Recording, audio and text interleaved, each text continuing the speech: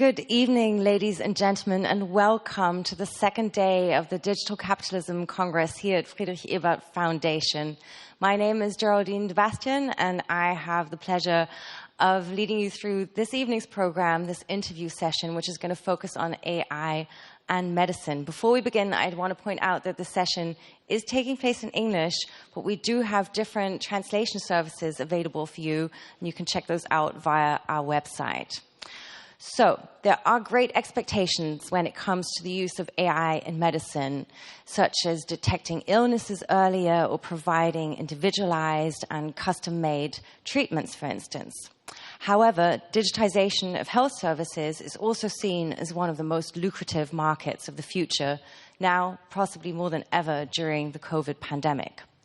So how can we ensure that digitization and the deployment of AI do not primarily serve boosting individual companies' profit margins, but really serve patients' well-being? I am very much looking forward to discussing this topic together with Bart de Witte. He is one of the leading experts of digital transformation in healthcare today. In his former life, Bart worked at IBM, most recently as Director of Digital Health Services and SAP, but today he is working toward open and equal access to AI in medicine.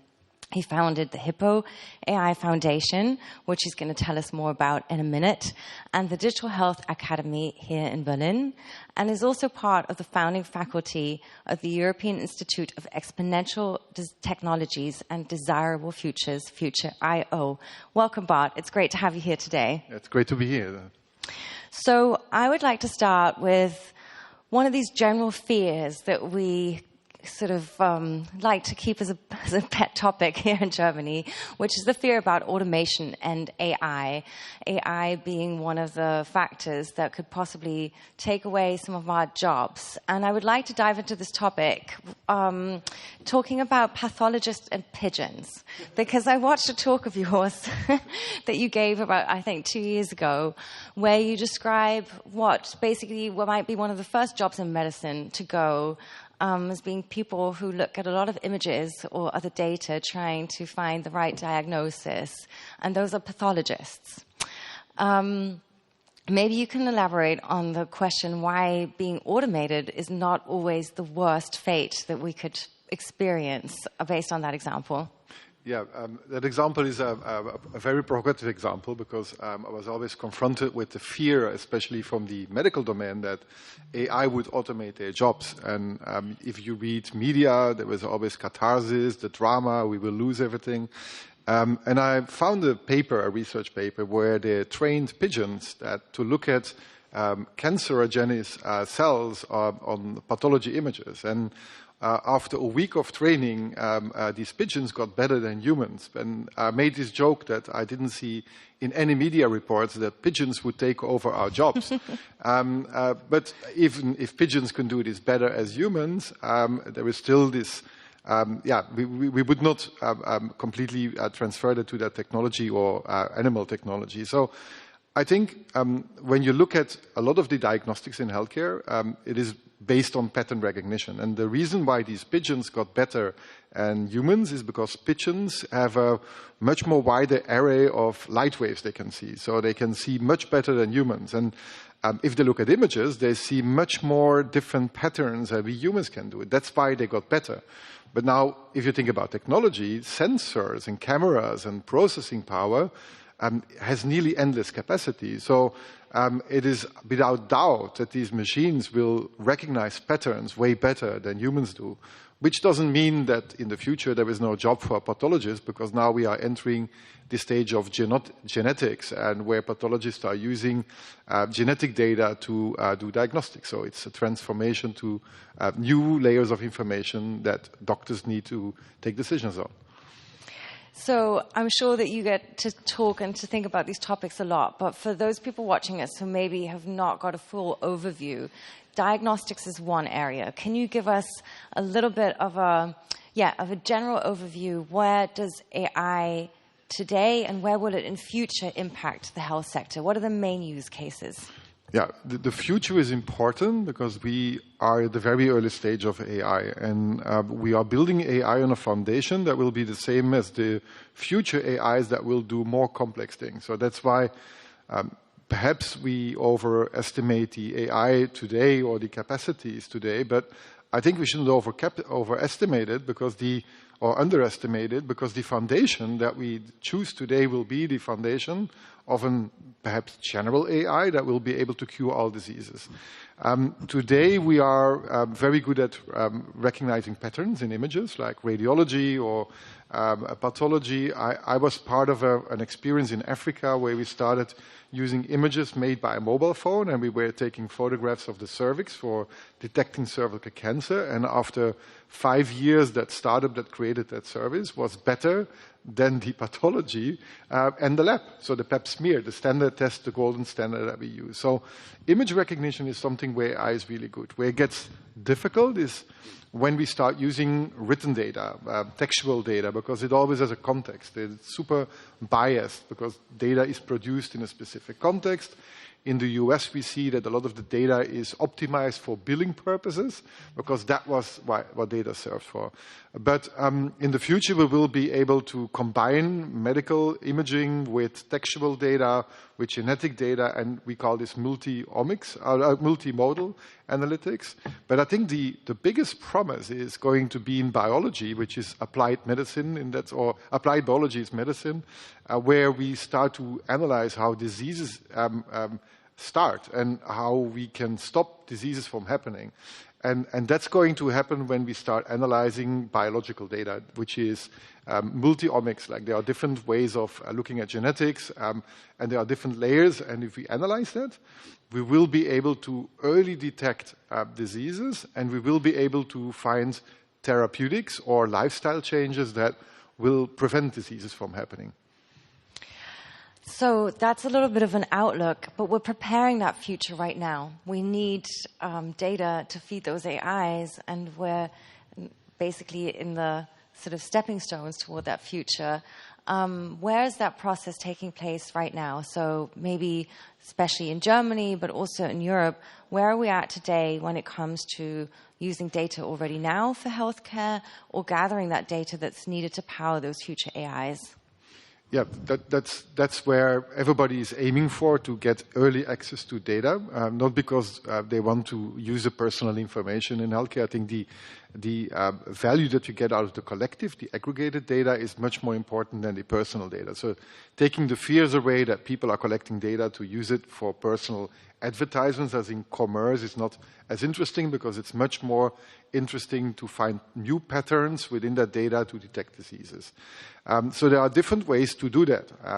There are startups that create a service, and the lower the barriers are to give data to that specific designed app, the more data we'll start sharing. The more value we get back in a free modus, the more data we will start sharing. We know these principles from very different digitized industries. And there are other ways to do that. Like there is a way to buy data or even acquire the whole company. Like startups getting acquired by larger companies like in pharma or in big tech.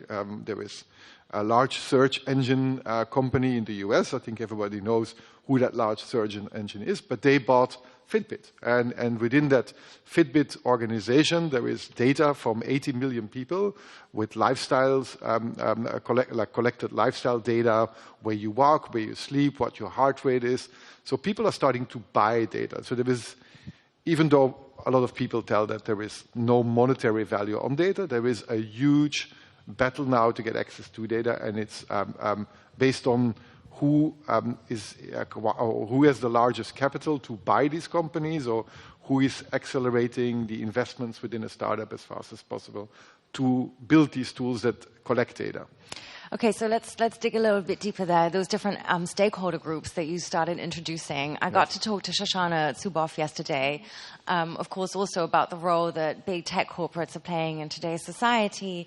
And you just mentioned Alphabet, Google acquiring Fitbit, which was, of course, nothing to be surprised about, really. No. Just like Google acquiring Nest was nothing to be surprised about, but something that caused a lot of media attention nonetheless. Maybe you can outline the role that the big tech corporates are playing in the field of data and healthcare presently, or would like to play also in future. Yeah, I think what these companies, it's not only big tech, it's like internet tech and data-driven companies, because I think there are tech companies that don't have a data monetization model, so we need to differentiate between big and data monetization. So the companies that are really good in handling data are coming from or social media or e-commerce, like Amazon is e-commerce, or social media would be Facebook, or internet search, which is Google.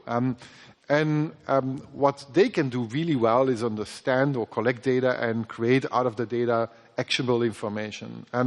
And what we have been seeing is that these companies are starting to get hungry to acquire more data because they want to enter this field of healthcare. And what actually happens with, you have to go a bit back why they got so dominant, because they perfectly understand when you are the first one to deliver a service that is better as everybody else services, nobody will use second best. So that's why Google Search has 92% market share in Europe. Ask Microsoft how many billions they invested to create a competitor. They were not able to create a competitor because they were lacking the user interaction. And every interaction generates data. So every query that we do on a search generates data that is used, again, for optimizing the search results. So bring this now to healthcare. The first one who is then delivering the services that delivers the best results will probably collect more data, and through that new acquisition of data, you will go most probably to the same kind of centralization, monopolized models as we have seen in other industries, which is my biggest fear in that sense. Maybe we can elaborate on that a little bit, because we touched in different sessions yesterday a little bit also on the topics of like unwanted data usage in future, and sometimes not even knowing the ride that we got in for with these big tech companies. So what maybe is the sort of, looking at the dark side of things, what could be a negative route that could go down, or what could be some of the consequences and effects? I'm thinking of, what could be alliances also between tech corporations, internet companies, and healthcare providers in future. The idea that, for instance, Facebook can detect something like Parkinson's disease before you would know yourself by the rhythm of how you're typing into their chat message and such phenomena. Yeah, I don't fear that they will use that information in that sense, that they will sell it to insurance companies or life science companies. I think they are quite conscious about it. I fear that you don't control what can be detected. And there was this huge scandal where Facebook used data to do exactly a research on depression, but the participants didn't give their consent to be part of that research. So I think when you use these platforms, you don't use them because you want to get diagnosed on specific health issues. Like if somebody would listen to us and he would use a specific algorithm and analyze our voice, he could get a clear picture on how much you are close to getting a depression, how much you are close to getting a schizophrenic. So even the voice became a very good indicator where we can have digital biomarkers that indicate how mentally healthy you are.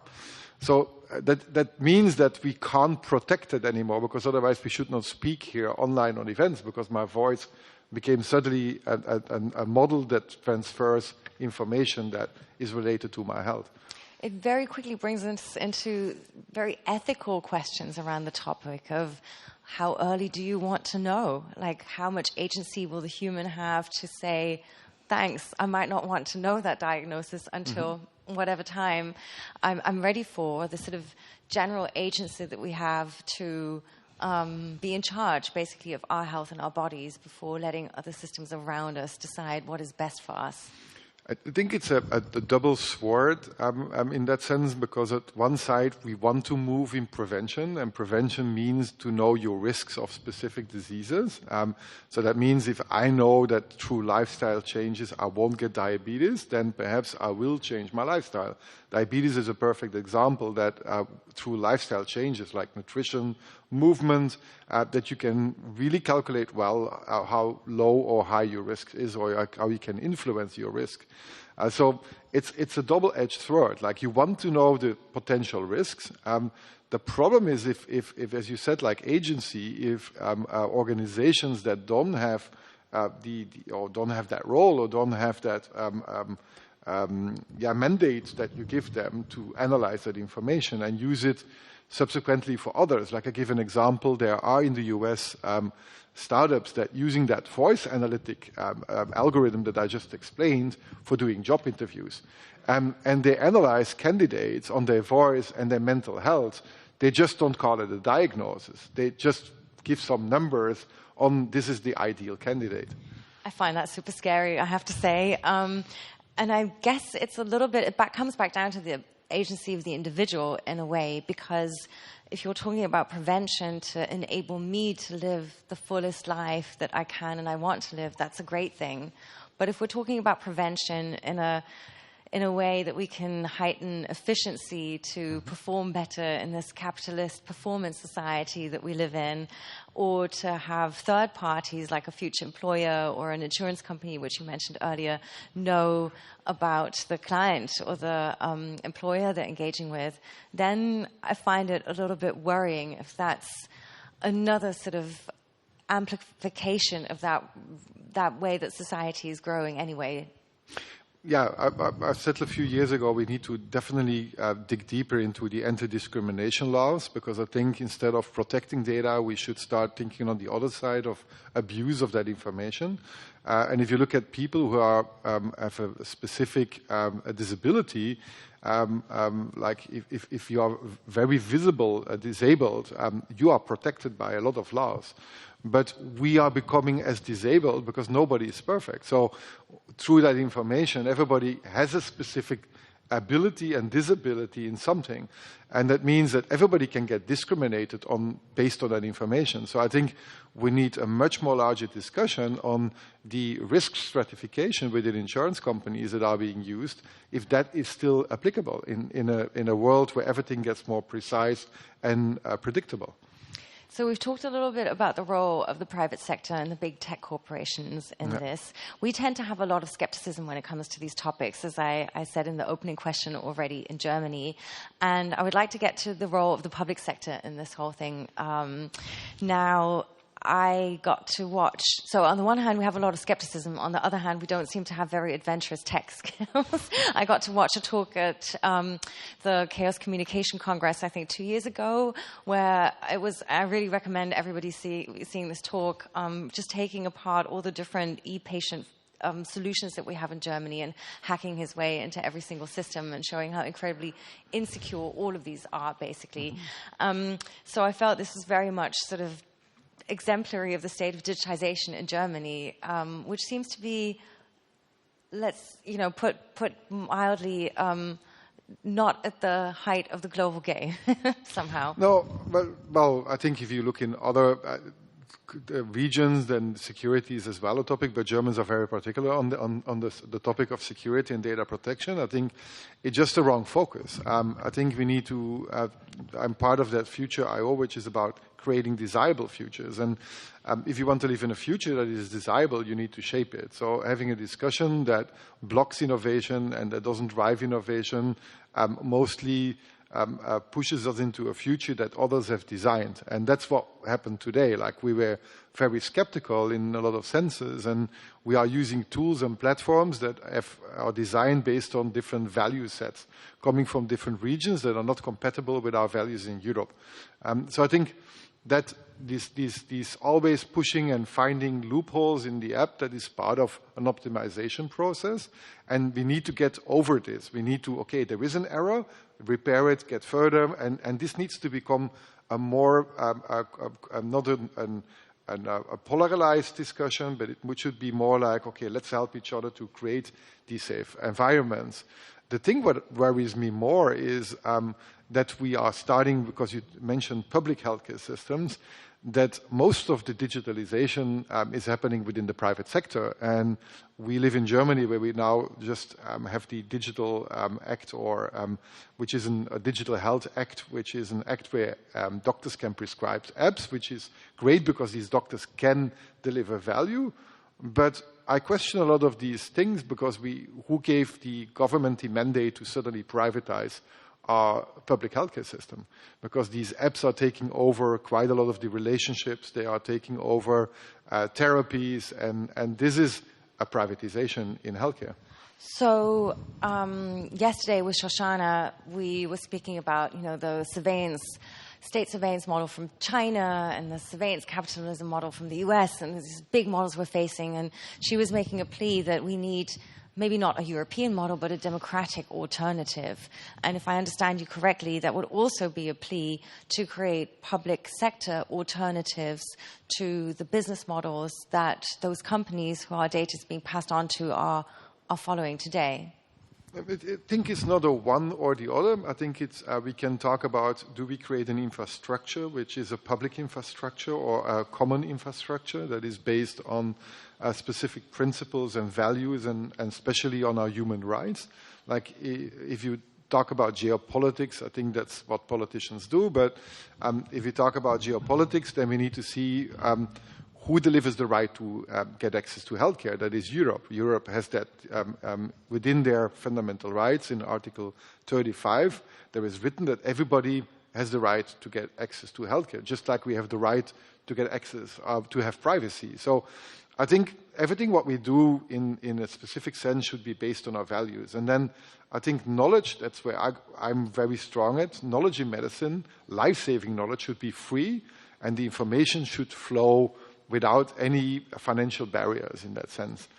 And I think that's where we can work on a public infrastructure. And then I have nothing against people creating better experiences and then earning money with these apps. But at least we don't have a competition or an industry that is giving some people access to life-saving knowledge and others not, because that's creating information asymmetries. And information asymmetries will always lead to inequalities. I want to get deeper into that in a sec, but just very quickly in between, the initiative of our German current health minister in collecting health data, how would you place that within that context? Well, he accelerated, so I've a kind of a two-folded opinion about his activities. So at least he accelerated the adoption of digital systems within the healthcare sector, in Germany was standing still, where there was a status quo since 15 years. So I give him all the credits for really accelerating that and bringing Germany on speed to start using digital tools to create better systems of care. And I think we all could profit from that during the COVID crisis, where people could get access through a teleconsultation with a doctor. They could get their e-prescriptions. They can one can send their medications at home. So the services got more convenient. And I think we all profited from that. So that's one part. It's like, hooray, that's a good evolution. The problem that I have is that at the same time, the public infrastructure, if you compare Germany with the IT budgets of hospitals with, for example, Holland, then a German hospital has an IT budget of 1.5%, where Holland has 8 to 10% in the public sector. So what we see here is that there is one sector being pushed by a Digital Health Act, but on the other side, the public sector is being not de-invested. There's now an act coming up, but there is a clear choice choice from him to go into a privatization and accelerating the adoptions of private tools. And he's very loud and vocal about this, that the next Google Health should come out of Germany. And I have to laugh a bit about this because I don't think it's a realistic view. It's a very helpful statistic to put things into context there. Thank you. Yes. So I want to admit to our audience that I asked Shoshana a question yesterday with a healthcare-related or medical-related topic, and you ghost wrote that question because we had a chat about it earlier. Yeah. And I want to kind of pass it back to you because you brought up the example of the human genome and the political decision behind open sourcing that and not having that be a proprietary endeavor, but really a global endeavor, shared one to unlock the code of this human genome and then build on that in a public good sentiment. That was a decision made in 2000, as you pointed out, by Tony Blair and Bill Clinton. And I'm wondering that if you think this is how we should be treating technology or digitization in healthcare in general from your perspective. Yeah, and thank you for bringing it up, because that's after I left my job in corporate life, I started to analyze quite a lot of the influence on the transformation. And one of the parameters that I found is that the ability to privatize knowledge, which the human genome is knowledge about nature. If you have the ability to privatize that, you will always create an asymmetry of I own something and you don't. So you create what we call then scarcity, and you will put an economical value on that scarcity, and you will calculate that percent of the population will get access to that or not. I never thought I would advocate Tony Blair's and Bill Clinton in their decision making, but in that way, what they did there, I found it very courageous, because what they did through their decision, quite a lot of biotechs who were investing in the privatization of that human genome lost instant value on the stock exchange, and he destroyed billions of value by making that decision.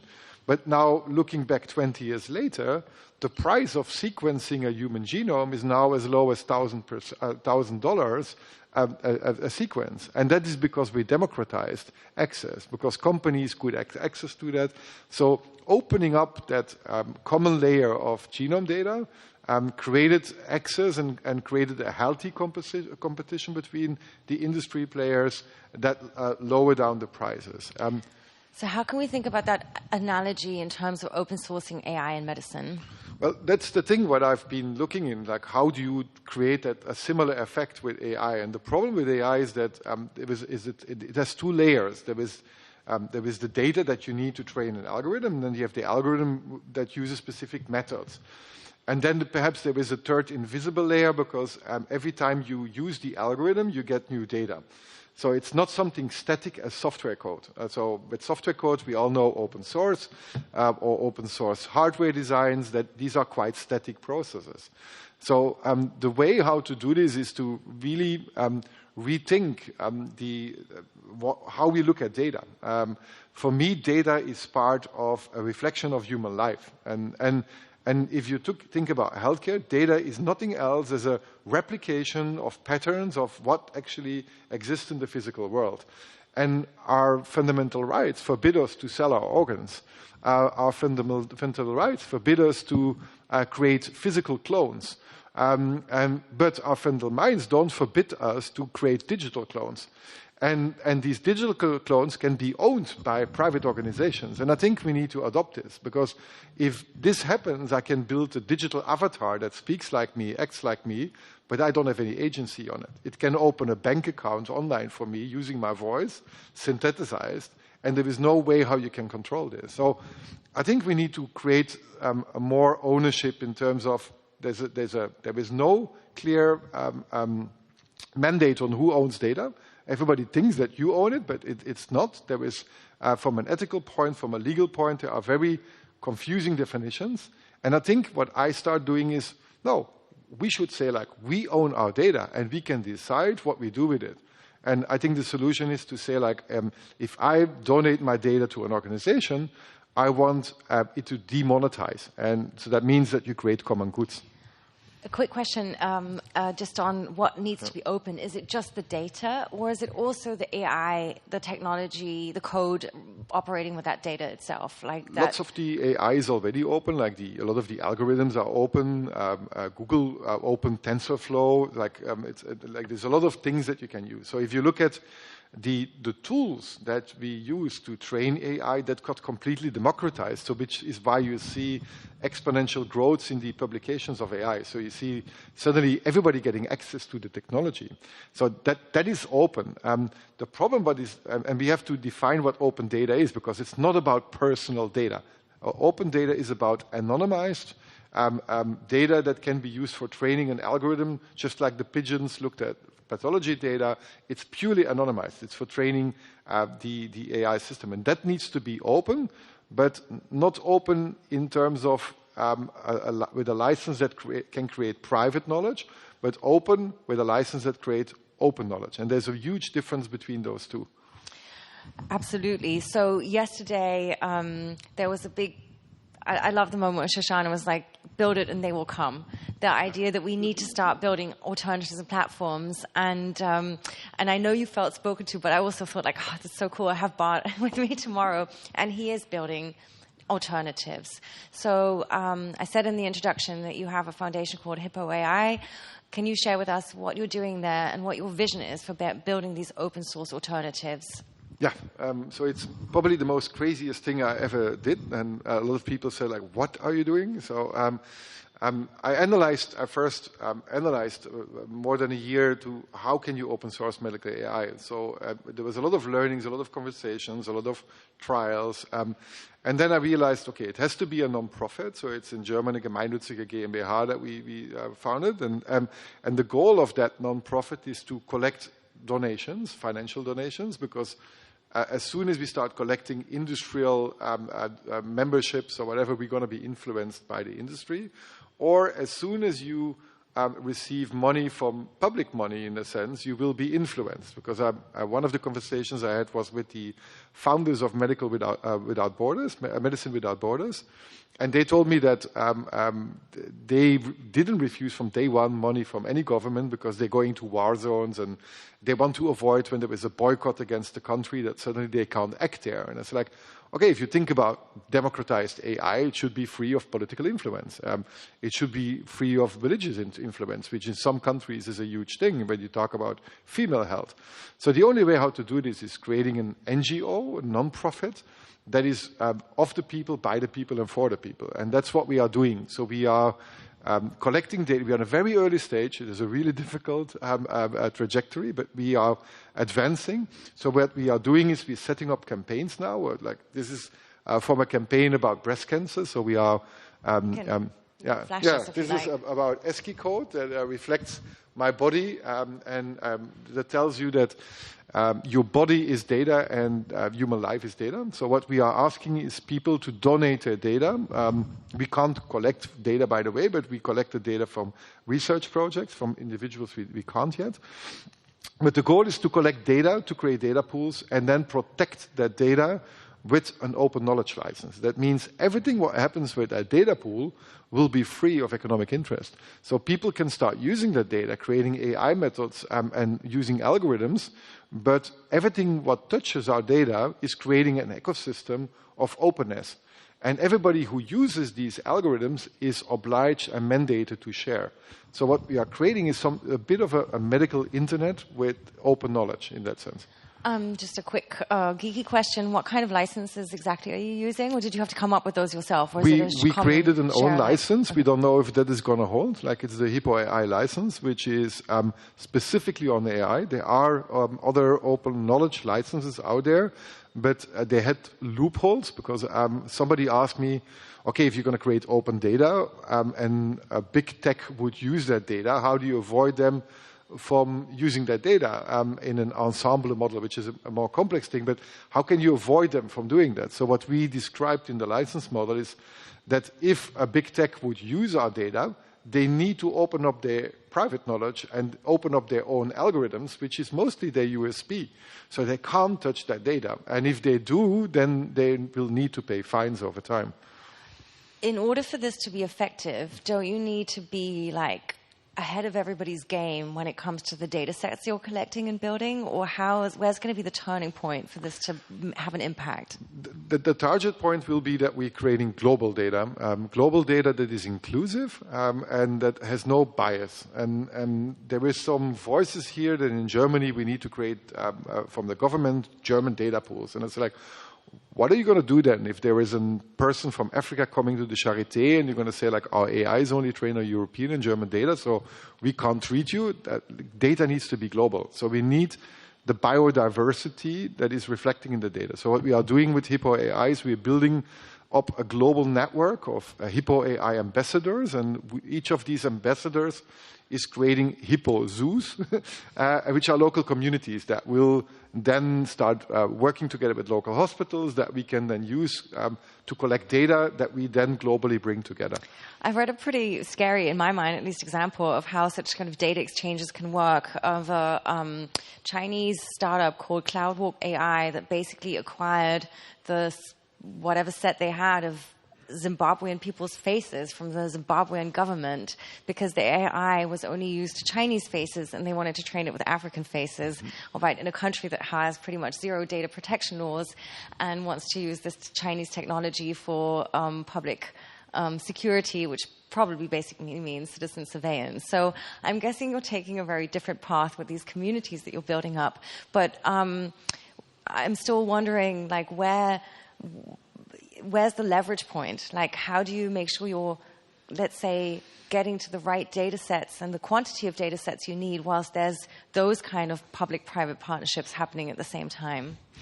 Yeah, that's a very good question, because there is no standardized case in that sense. It depends, first of all, what kind of data. So if you're touching genomic data, anonymization is really hard, so that's going to be very different. So it's not going to be that accessible. You need to locally host it and make it accessible to others, but the data stays within the hosted center.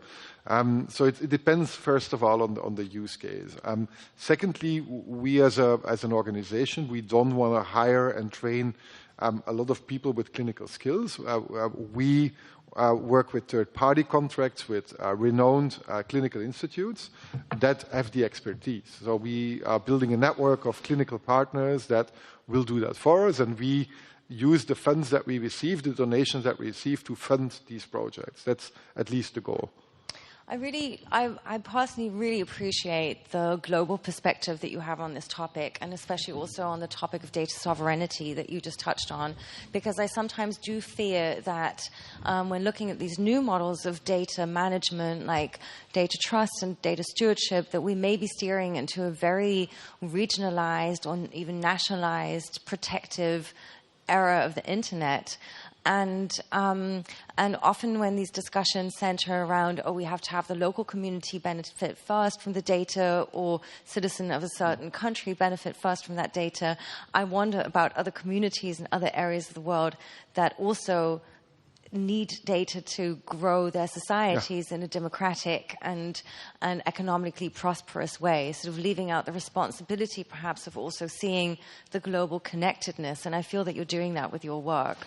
There are big tech companies going to low-income countries, and I was at the AI for Good conference in Geneva, watching that these big tech companies were advocating about bringing the AI service to the most vulnerable populations of this planet.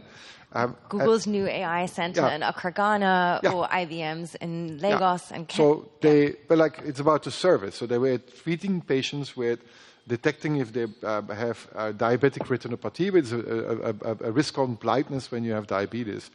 But these patients don't have any other possibility to share their data to get medical access. And what happens there is that the data is extracted out of these regions as a valuable asset, and then the economical value creation is being done in Silicon Valley. And this is what Nick Couldry, which is a scholar for London School of Economics, calls data colonialism, which is a word I picked up on. And I said, what we do is we collect data out of Western countries and we make it available for Indians as well. So I call it sometimes reverse colonization, because we are making data equally available. So equality and equity is extremely important in our network, because everything what we do is available for everyone, even though that the amounts of data that we have available is much more, because our systems are more digitized. As for example, in a country like Niger, where there were 5 years ago, there were 6 registered pathologists on a population of 18.8 million inhabitants. A lot more pigeons, probably.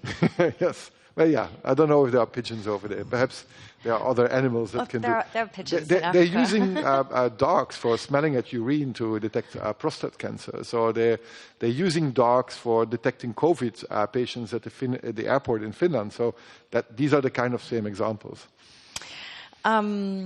So is that something that you would like to be understood in general, or something that you see particularly relative to your initiative when we're talking about data stewardship and data trust services? Do you think the priority needs to be on the common good rather than the localization or the regionality of data? Well, we realized that this needs to be, as it's of the people, by the people, and for the people, completely 100% people-driven. So our first campaign is called Victoria 10. You can look at the website, victoria10.org. And Victoria is a breast cancer patient that came to me. And she said, like, I want to help. I have breast cancer, and I want to use my disease for contributing to the good. And then we were in discussion. It's like, do you want to lend your face and your voice to call all other patients to donate their data? So that's what we are doing. So every campaign that we will do is going to be 100% patient-driven. It has to be a people movement, because if you create a movement, as Shoshana said yesterday, then the policies perhaps will follow. So that's what we are doing. So we need everyone to share it. And as this is a super abstract topic, we need to educate. So what we are doing is on our social media channels, which is a bit of a contradiction because we have to use them to get access to the people, is starting to communicate. So we will create a set of lectures, very short ones, to educate people on the specific questions so they get more knowledgeable. But if I understood you correctly, you said that individual data donations are not something that you're accepting yet. How is that? How do you expect that to work in future? It will depend on what kind of data you collect. The problem with individual data is data, as I mentioned, there's always context. So if you take data from 1,000 different patients that all come from different doctors in different contexts, that data is going to be really messy because every data in a set has had a different purpose. Like, as I mentioned, data in the US is extremely biased because if you change a bit of the diagnosis within the documentation system, you will get a higher DRG, like higher payment. So the payment was what served the data documentation. It was not the clinical decision making. Now, by using that data that had a different purpose, you create a false diagnosis because you're going to use that messy data. So what we are doing is, at the beginning, because the main goal that we have is to create a really fast impact, because we will live from donations, just like Doctors Without Borders or the Ocean Cleaner Project, which is my favorite NGO on this planet, is that we need quick impact. And how can we create quick impact is by contacting researchers that already have data out of their research projects, that where they have the consent of the patients for using that data, which is anonymized, and bringing data sets from Europe together with data sets from the US, data sets from South America, data sets from India on the same topic, and uniting these data sets already is creating the global data set that is not there yet. There is no global data set. There are data sets with German patients, there are data sets with US patients, but there are no global data sets. This is where you see a USP, yeah. right? That you can win the race because that doesn't exist yet. But yeah.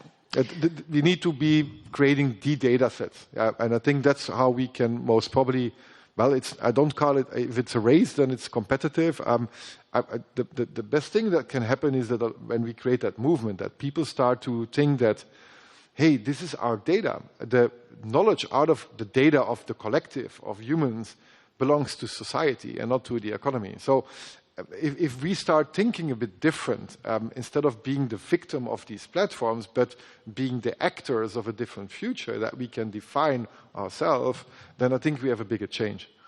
I feel like you're onto something, not just in general, but also I feel like, it's something we from a sort of activist perspective have been advocating for a long time and like trying to educate people about for a long time. But now facing this terrible pandemic, I think there's a new perhaps momentum there and a new kind of awareness. And maybe also a new possibility to mobilize. Is that also your hope and what you're tapping into at the moment?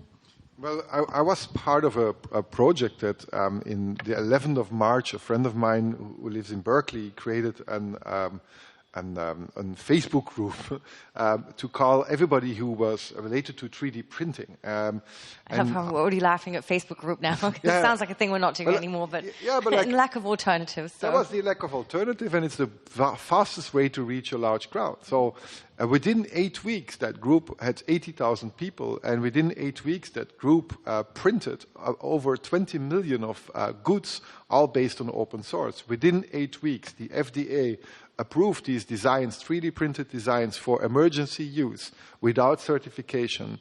Within 8 weeks, in 42 countries, groups were suddenly exchanging designs, optimizing, and I've never seen something like this. Like, it's the best example of when you have a shared enemy and a shared purpose, which was COVID, then people collaborate. So I think the moment where the US and China and Europe will collaborate is when we have spaceships above our cities that are able to kind of destroy us. Then we're going to all unite and attack those aliens.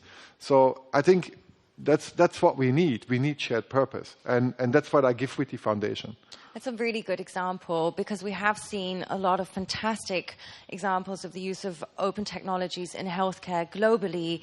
There's an NGO called Field Ready that equipped basically the whole of Haiti with umbilical cord clasps after the terrible earthquake there, when there were no deliveries possible, and they just 3D printed them on site, and have another whole list of fantastic use cases like that. So as you said correctly, crisis brings ingenuity and maybe also a different space for innovation than what we've seen before.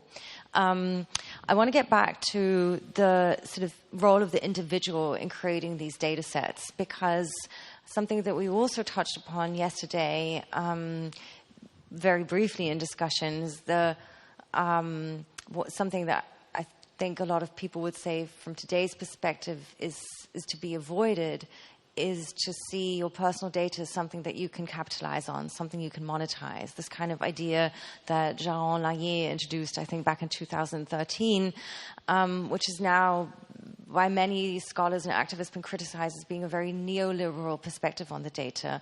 Do you fear this is opening or reopening the door maybe for that discussion in a way?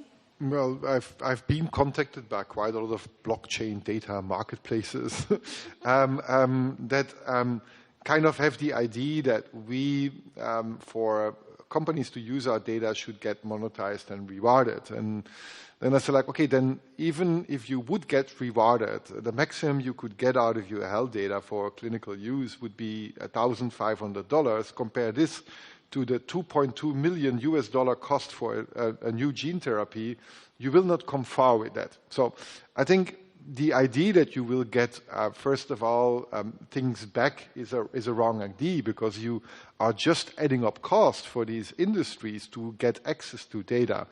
And if you are adding up cost to that data, you will accelerate, in that sense, big techs or bigger companies to be first, because they have access to larger capital pools to buy that data. So it will just accelerate monopolization if you're going to put a price on data, because then data equals capital, and then big capital equals big data in a sense. And if you have then the one who, and that's what we see happening through acquisitions, the ones who can do it is the fastest are the ones who are creating the asymmetries or knowledge ownerships in that sense. And you see this in not only in big tech, you see that the same thing in pharmaceutical companies as well. I wonder where you feel that you would like to have more allies, perhaps, in what you're doing. I totally understand the idea of really pioneering in the field and being the first to create such global data sets, as you explained. But where perhaps do you think that the state should be playing a different role? There should be other players within the ecosystem to make what you're doing with HIPPO AI more impactful? It's a good question. Like of course, everybody who wants to donate should donate to us. But I think I'm very skeptical in getting access to money that is connected to governments, just for the reason because I worked 19 years in that industry, and I'm going to whistleblow a bit here, but there are quite a lot of German public academical hospitals now that are selling their data. There are public academical hospitals that have contracted specific pharmaceutical companies that give these pharmaceutical companies exclusive access to data that is generated at the patient bed, and they get money for that. So I'm thinking that by using the public system, you will solve that problem for data monetization is absolutely wrong, because what is happening in Germany is that there is a lot of capitalization. So hospitals are starting to sell out their data. And these are public hospitals. And I'm not going to name any names. But obviously, I was going to ask you that next. But I mean, that sounds absolutely outrageous. What is the legal base for that? And how can more attention be brought to such? I mean, I'm very glad you're bringing attention to it now. But it seems like that's something that's to be very much avoided, especially in the situation we're all in now. Well, the thing is, if I understand these hospitals in one point, if they don't have IT budgets, they will look for other ways to get budget to build these data infrastructures.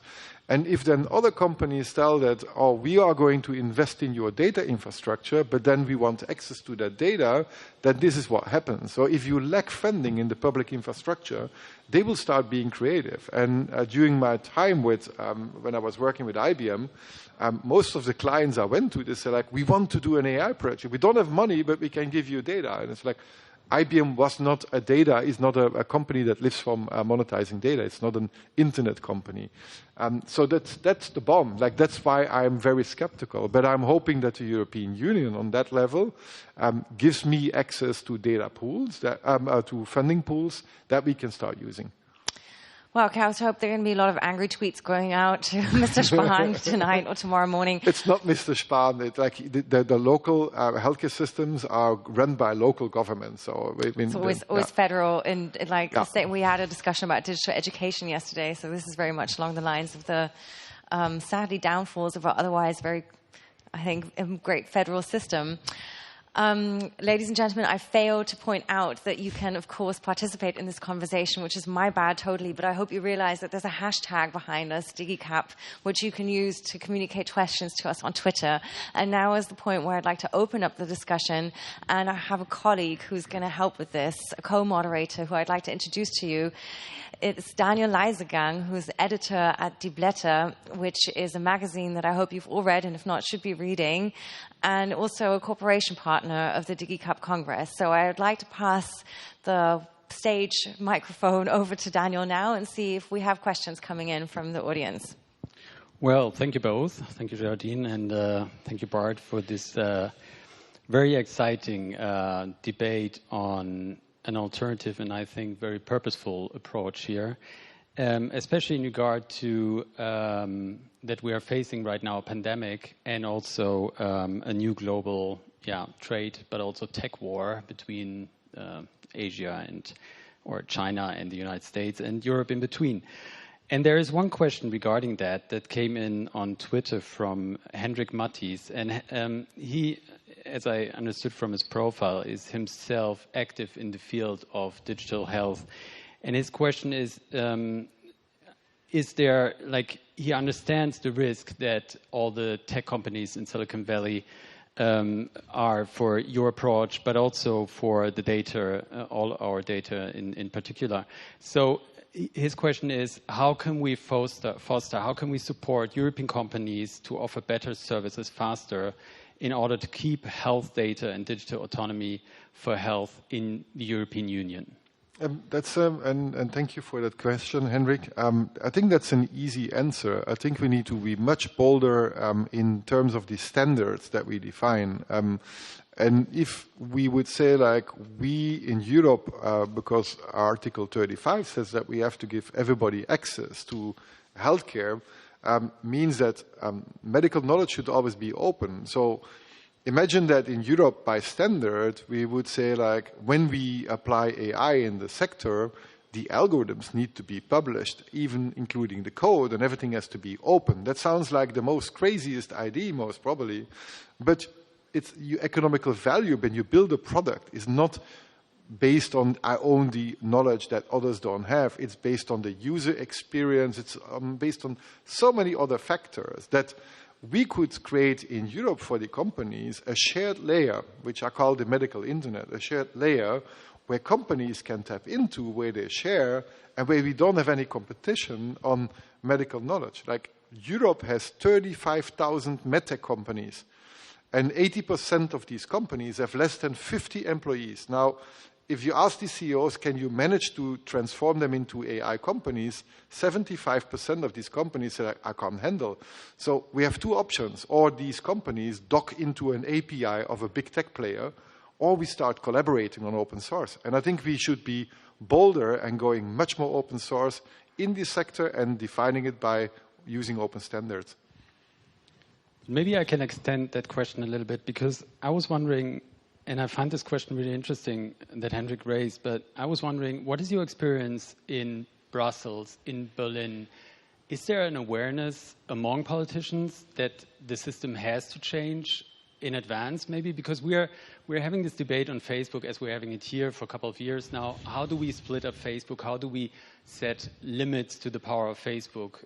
This is one of the biggest questions in tech industry and politics in this relationship.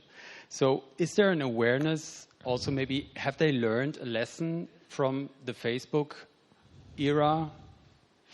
Well, that's a very good question. There was a paper published 2 weeks ago where they analyzed all the papers that related to AI and ethics in the US. And 55% of these papers were financed by the big tech companies. So if you look at the European Union and you look at the Ethical Commission and you look at the influence of industry, I don't see the representation of smaller companies. I don't see the representation of individuals, but I see the representation of huge lobby influence. And I think to create something that would be a European agenda, I think we have to be also bolder and looking at who do we allow in such an organization or in such an Enquete-Kommission in Germany where it's full of industry interest and none is societal interest. So the other thing what was asked, how is my relationship to politicians in that sense? Well, I had quite a lot of meetings with politicians, and then they asked me, like, how can you earn money with open source?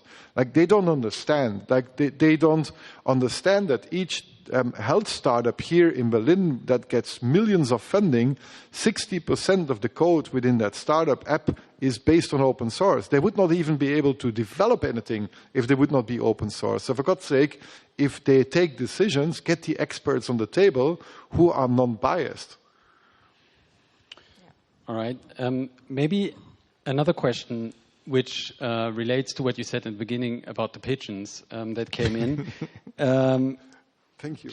It's obviously something that you describe as a tool that we use, like a tool of better recognition of patterns. And this is the example of the pigeon, if I understood it correctly. So, but what do you think, and this is the question, how does the underlying system of knowledge is being changed through AI, especially in medicine? Well, that's the underlying system of knowledge. But I think knowledge still needs to be published and peer-reviewed in that sense. But then to be able to peer-review it, it needs to be publicly accessible. And Nature magazine, for example, is pushing this agenda when companies report on AI performance in their research that the data and the code needs to be published together with the paper. Now, that's a good approach. Like, let's open it up. Let's make it transparent. And it all comes to that same question. Like, we have the infrastructure to create knowledge. AI is creating discoveries and making hypotheses. But I think the abstraction of knowledge should be always done by our academical institutes in that sense. And we have the infrastructure for that. But if these institutes start selling their data to fund their infrastructure, we are going completely the wrong way. maybe one last question. The approach that you describe, like the whole thing, the whole approach that you present is embedded in a capitalistic system, if I may say so, like in a market system. Like you describe the hospitals, and you describe on the one side, and on the other side there's the Silicon Valley. And then you seem to go for an alternative approach, a more grassroots approach. What makes you optimistic is the question, that you will be able to create or to be part of a huge power shift that has to take place in order to avoid what you just described before? Yeah, probably it's my senility, or I'm just crazy doing this. Like the decision that I took to do this is because I've been working 19 years in the industry, and I've heard quite a lot of discussions in 2000 around the European alternative to the search engine. And there were 100 millions of funding coming from the European Union to create an alternative. It was called Theseus and other names, and there were so many academics and scholars working on the alternative. But at the end, it was the business model and the platform that led to the monopolization. So we are all guilty to blame that we tried to create an alternative with the wrong infrastructure. So I think you need the industry. So yes, you need the capitalistic system. I don't think you need the neoliberalistic system, because if you want to think that the market will regulate, then you can go to Samuel Beckett that Shoshana mentioned yesterday. You can wait off Godot. Like you can wait. It's never going to happen. So I think you need to create a framework where companies can collaborate on. And so it's what I try to do is using my expertise and my experience working with the industry, trying to creating industry partnerships. I started a grassroots movement where the patients advocate. And my hope was that if the Doctors Without Borders, they collect annually, I don't know if you're aware of this, how much do you think, Geraldine, that Doctors Without Borders get in donations annually in terms of euros? Oh gosh, well, I mean, they do fantastic work, and I hope it's a lot, but it is 1.6 billion a year, 1.6 billion a year, and it's like for 1.6 billion, I can create a lot of open data.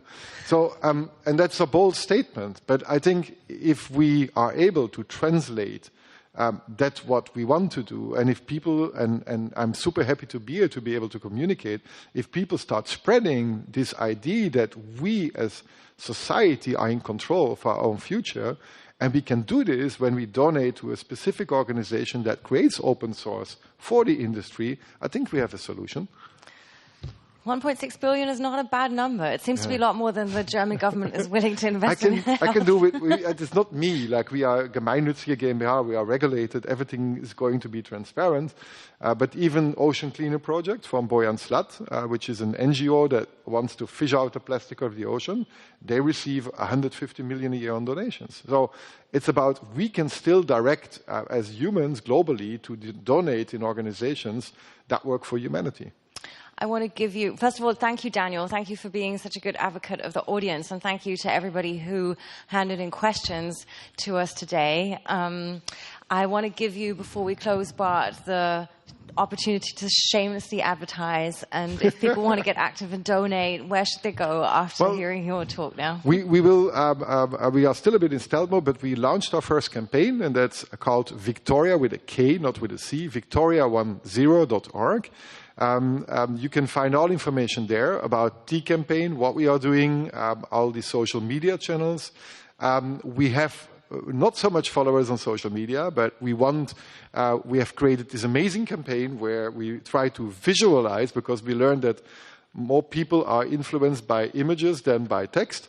So we created a visual campaign where we translate the whole purpose and the whole vision that we have.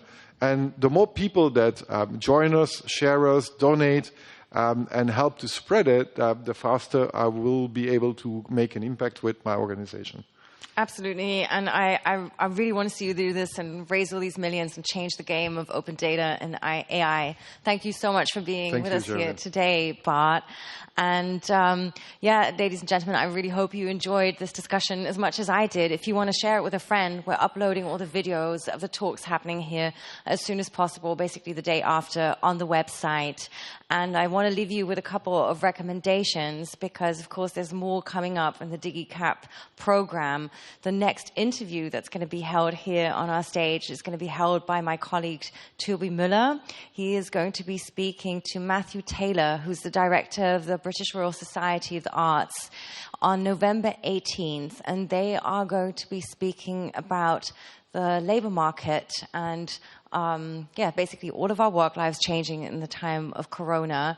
And that conversation is also going to be translated into several languages. So I hope you're going to join us for that. And tomorrow, taking place in German, is a forum on the topic of home office and how to make your work life, how to arrange your work life during Corona times. That's happening at 2 p.m. tomorrow, and you can register for it via our website. I will be back here on the 18th as well, supporting Toby in his chat with Matthew Taylor, and I hope you all have a lovely evening.